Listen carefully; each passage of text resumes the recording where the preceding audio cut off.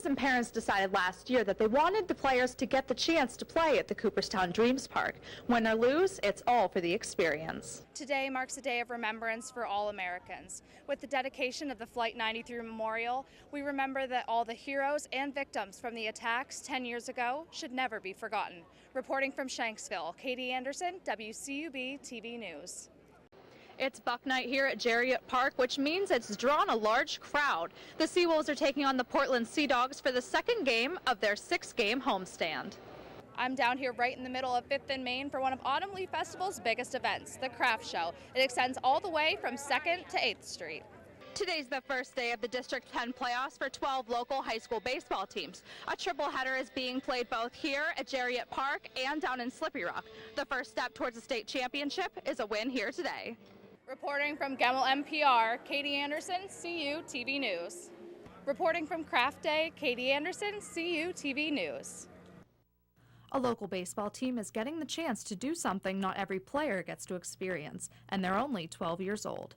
The Lake Erie Pirates Baseball Club is headed to Cooperstown, New York to compete in the Cooperstown Dreams Park and American Youth Baseball Hall of Fame Invitational Tournament.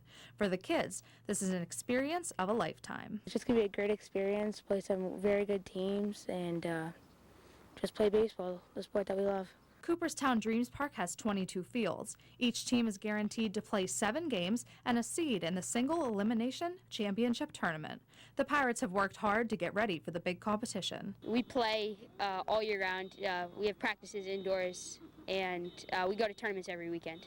Not only did the Pirates have to practice in the off-season, they also had to raise the money to go on the trip. We had a wing night at Andy's Pub and made a lot of money, and then we asked for money around Giant Eagle areas.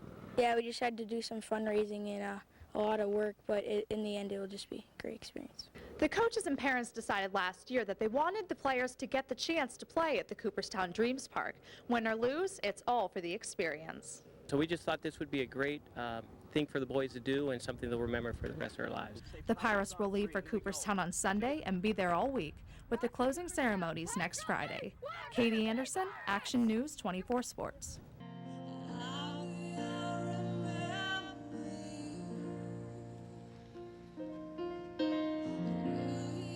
Shanksville, Pennsylvania was unusually populated this weekend for the 10th anniversary of the 9/11 attacks. Friends and family of the victims, public visitors, and the media filled the memorial site on both Saturday and Sunday this past weekend.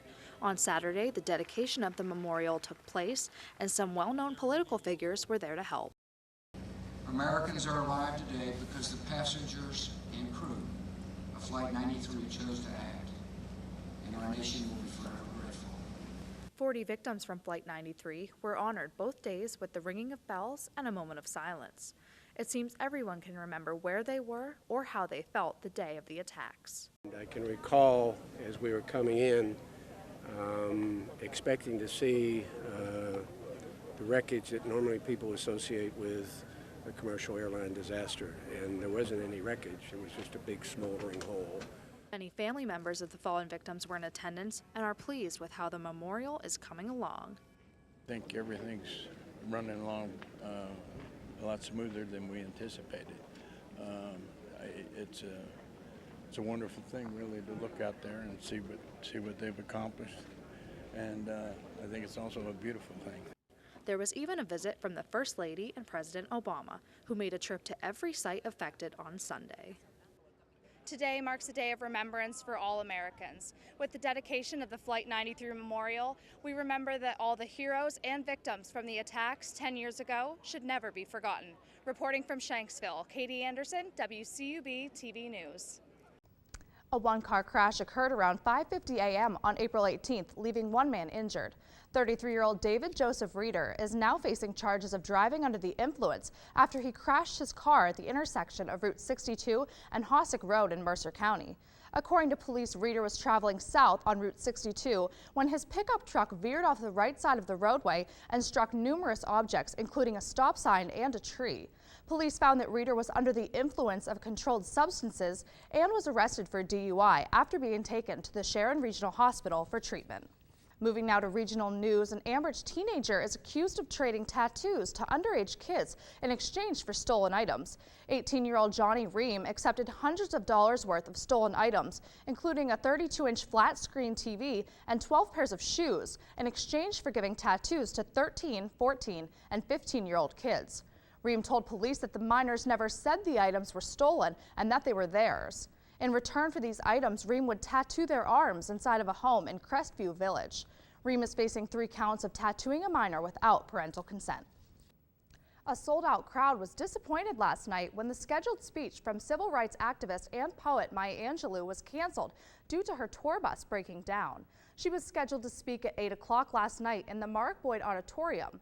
Luckily for the fans of Angelou, the event has been rescheduled for Wednesday, May 2nd at 8 p.m. All of the tickets sold for the canceled event last night will be honored at the rescheduled time. Good evening, I'm Katie Anderson with your sports for tonight. Mercier's prep point guard Amanda Birchtold has 1 more year of high school basketball left to play, but when she's done, she won't be going far. Today, the 5'4" senior-to-be verbally committed to play at Gannon University following her graduation from Mercyhurst Prep. A member of the All-State third team as a junior, Birchtold helped the Lady Lakers to a AAA state final where they finished as runner-up. Birchtold averaged 9.8 points per game last season and tallied nearly 6 assists per game. She'll provide speed and defense for Cleve Wright's Lady Knights.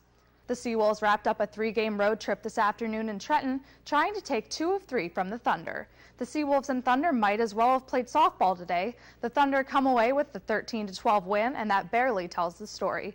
Erie led 9-3 at one point. Trenton took a 10-9 lead in the 7th. The Seawolves went on top 12-10 in the 8th, only to see Trenton score 3 in the 9th to win it. Seawolves are home tomorrow to host Akron. Back to you guys.